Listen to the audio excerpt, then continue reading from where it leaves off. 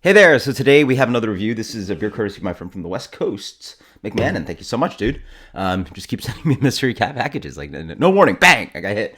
I really appreciate it. That's really flattering. Anyway, I decided to educate myself about this one. I was really confused when I opened up the box. This is Pliny the Elder, Pliny for President. So I didn't realize this. It's a 4-year release. So they did it in 2020. Thankfully, awesome time to release a new beer during COVID. And so now it's back. 4 years. It's crazy to wait that long to be reproducing a beer. But I understand they're doing 4 releases this year for 2024. And it's a new recipe. It was a double, I was correct. It was a double dry hopped beer in 2022. Vinny Chiluzzo spent all of last year, apparently, trying to redo the recipe. So now it's a triple IPA, knocked down to 7%. Pliny the Elder's 8. And they mentioned notes of like stone fruit and blah, blah, blah. So definitely different hopping. Like, I assume it's like they're playing with some newer hops than the traditional, like I think Pliny or something like Amarillo, Cascade, CTZ, something like that. Anyway, Centennial. You guys post accountable. You guys know better. Well, it's on the website. Don't worry about it. we know. So yeah, let's try out this beer. Real exciting. Beer is very pale. Wow. So yeah, I do not remember the Russian River beer is being pale, but it's a new recipe, right? So very, very pale, light gold color, almost straw, light chill haze to it, but relatively decent clarity. Yeah. So wow, explodes head of glass. That is a big, awesome. Very what is that? There's got to be Southern Hemisphere in here. There's got to be. I'd have. They don't even say the hops, but it just smells like it smells like Sauvignon Blanc, honestly. Yeah, it has a big punch of Sauvignon Blanc, a lot of white grape character, but a lot of pale whiter fruit. So I get like white peach, definitely that Sauvignon Blanc character. So you get into a little bit of like touches of gooseberry, sweet white grape, cotton candy grape. Big nose on this. Wow, it's sweet. Yeah, big cotton candy grape kind of character, like that kind of almost confectionered, sweet, grapey kind of tone. What else is in here? Almost like a little bit of like kiwi, starfruit, some exotics going on here too. Ooh, that smells beautiful. Is that?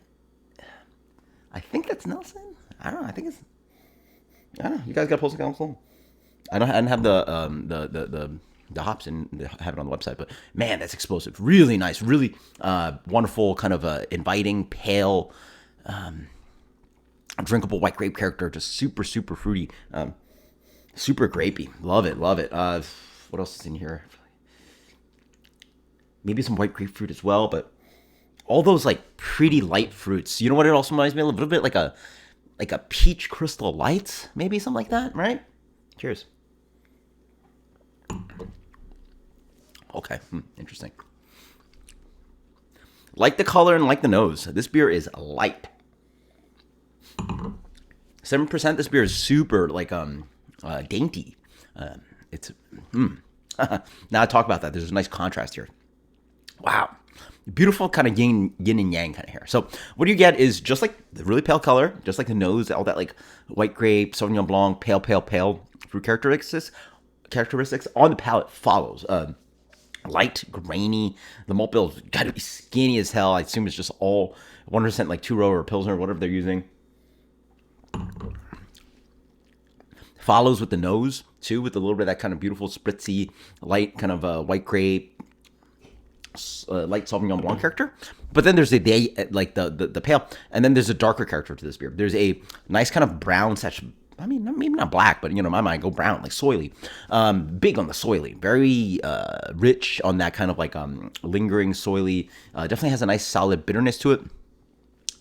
Yeah, shows bitterness. I love it's something I miss about some of these beers. Like people are trying to like rewrite recipes of like IPA and just take away the bitterness because hazy IPA is the thing. Like you can have both. You can have like the non-hoppy, not too bitter kind of hazy IPAs, but leave the bitterness in regular IPAs, right? But there's always an evolving drinker. So, yeah, cool. I like the evolution of this beer, right? Pale in color, pale and aromatic, really nice pale entry into the beer. And then on the back end, soily, dark, bitter.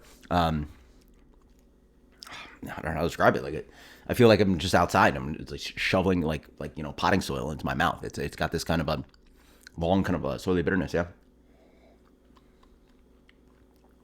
Really nice. Really nice beer. For me, I personally prefer the beer a little fatter. If you're a brute IPA guy, this is like up your alley. It's got this kind of like super lean, like this beer is dumb lean kind of character to it, packed with a nice rich bitterness. Love the aromatic. This is probably going to be one of the better smelling, or probably one of the best smelling IPAs I'm going to smell all year. It's just incredible, explosive nose. Wow, just incredible. Like now I think about it more, it reminds me a little bit of the Fatheads. It has this little bit of like candy pear drop, white pear, Asian pear, like just big nose on this guy.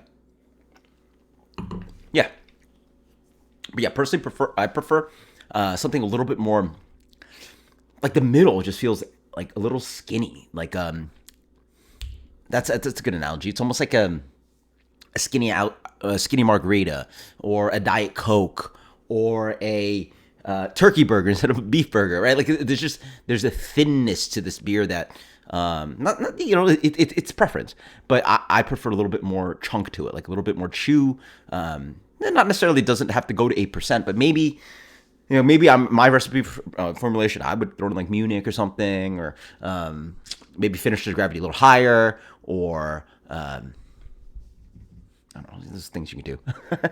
Then again, who am I to say say anything about the word recipe near a Vinny recipe on Russian River? That's absolutely blasphemous. So that's my take. Very good beer. Let's go with a solid. Dang, this is a darn good beer. See, it's so dry. This beer's so freaking dry. They don't gotta do like dry, right? The Fatheads, the Headhunter, I love it for that reason. Very dry, lingering hop flavor, lasting hop flavor. So not only hop bitterness lasts on the palate, but wonderful lingering hop flavor just goes on and on and on. They're kind of like sucking on your teeth kind of thing. Just like, hops. Jeez, this is gonna get a good rating, right? Very good. Jeez, man, they keep. I don't know. I keep putting it that higher. Who does? But 97. Thank you so much. This is awesome. Very excited to be revisiting this beer. Until next time, guys. Cheers. Later.